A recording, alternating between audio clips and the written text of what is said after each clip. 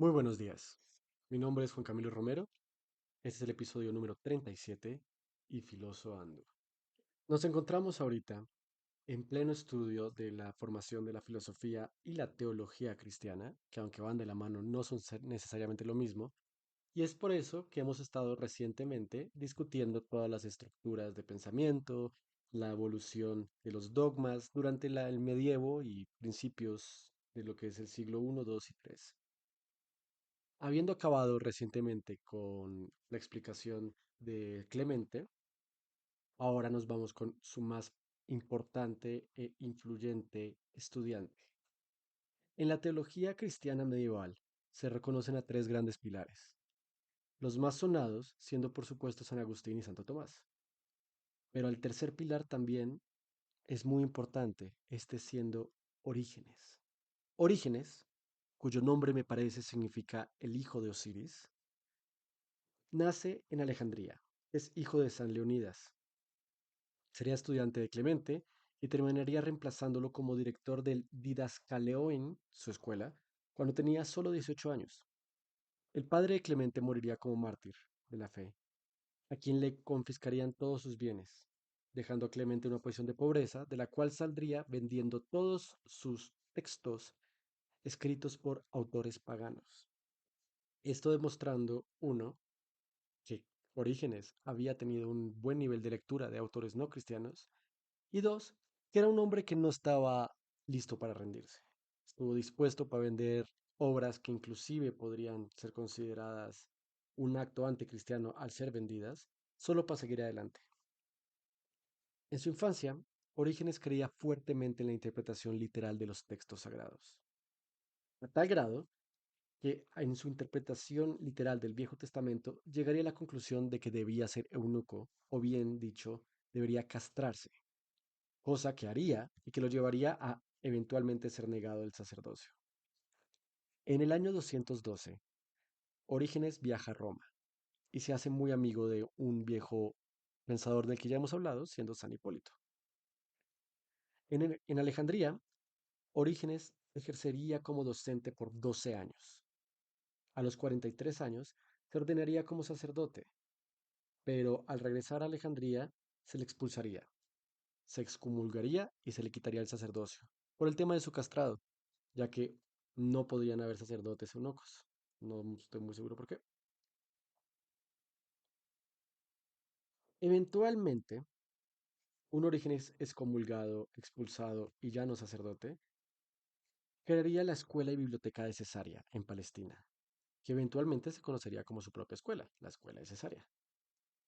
Orígenes moriría torturado en el año 253 en la ciudad de Tiro. En cuanto a textos se trata, Orígenes era un escritor increíblemente activo. Hay quien dice que es el escritor cristiano con más obras publicadas. Sin embargo, la gran mayoría de estas se perdieron, ya que en el Segundo Concilio de Constantinopla, 300 años después de su muerte, Orígenes sería condenado como un hereje cristiano, sobre todo por sus posiciones ante la dualidad de la figura de Cristo. Recordemos que el Segundo Concilio Vaticano era aquel que buscaba negar lo que llama el monofismo, o bien la negación de la doble naturaleza de Cristo. Ahora bien, a pesar de que mucha de su filosofía fue condenada y destruida, tenemos suficiente para hablar de él. Y vamos a hablar ahora sí de qué se trata lo que él piensa. Para Orígenes, lo único que hay que estudiar hasta el cansancio son las sagradas escrituras.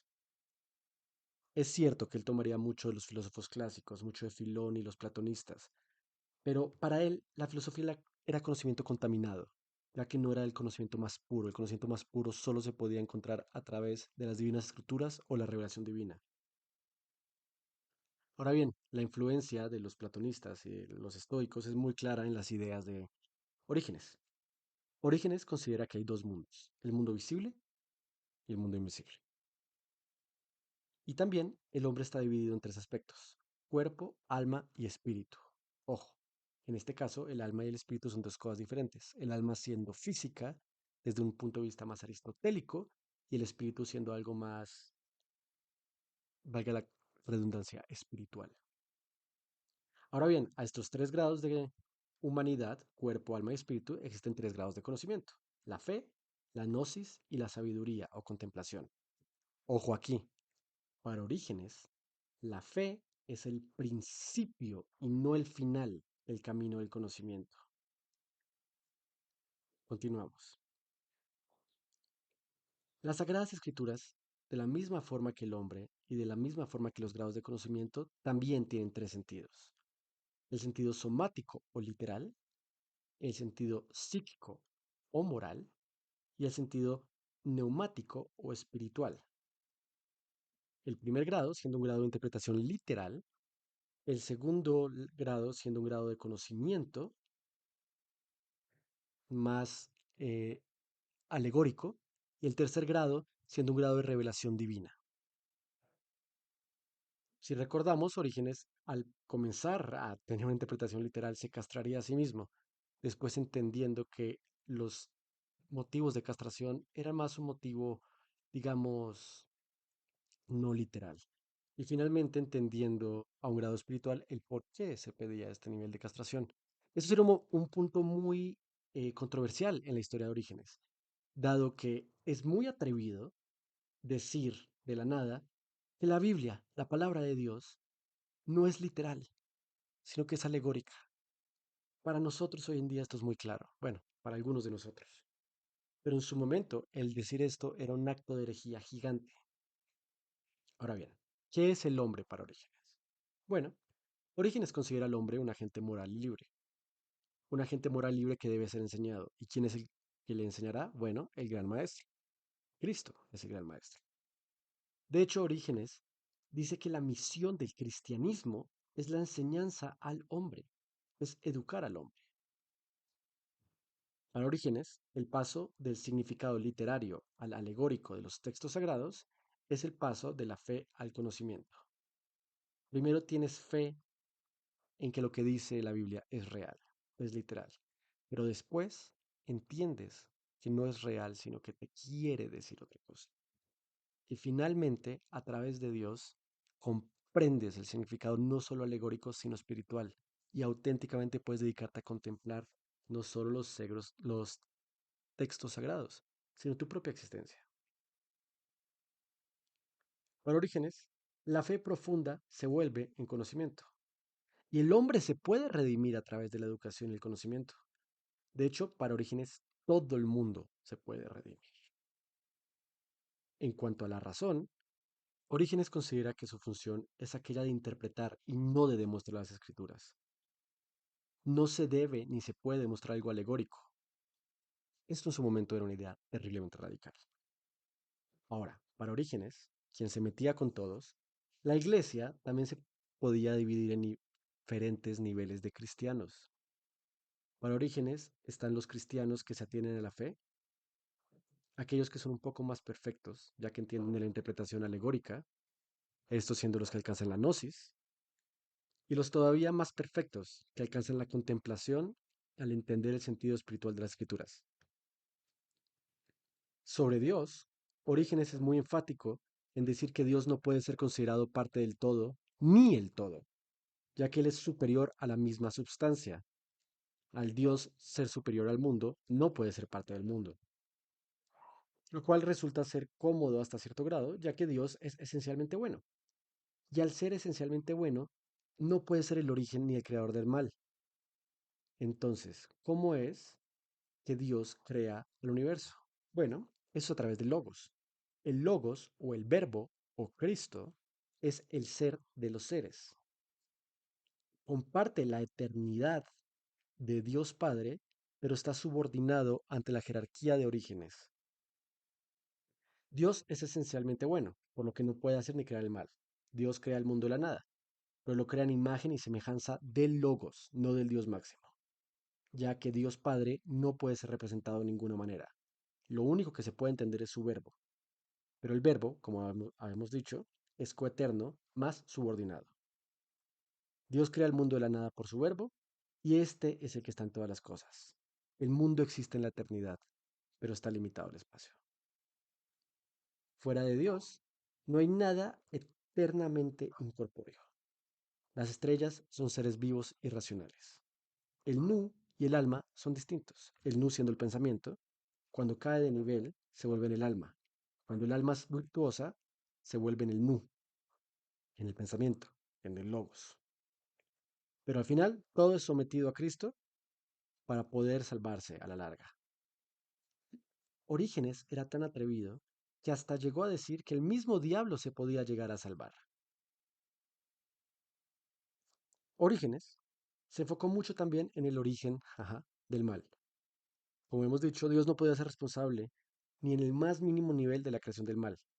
Para él, el mal es creado por espíritus o almas racionales que fueron creados por el verbo, pero que rechazaron a Dios y serían considerados los cuerpos, perdón, serían condenados a los cuerpos materiales. Pero de nuevo, todo se puede salvar. Pensemos un poquito en la alegoría, en la historia de Lucifer. Sería este ser intermedio creado por el Nu, que al rechazar a Dios sería condenado de una forma u otra. En este caso podemos verlo a un cuerpo material, no necesariamente humano, y es de estos cuerpos materiales que se puede derivar el mal, mas no de Dios Padre, ya que Dios Padre es perfecto. Ahora, en cuanto a la moral, Orígenes consiste en un proceso de retorno de los espíritus a Dios. Para seguir la moral hay que volver a Dios y esto se puede hacer a través de dos caminos, un camino natural o un camino sobrenatural.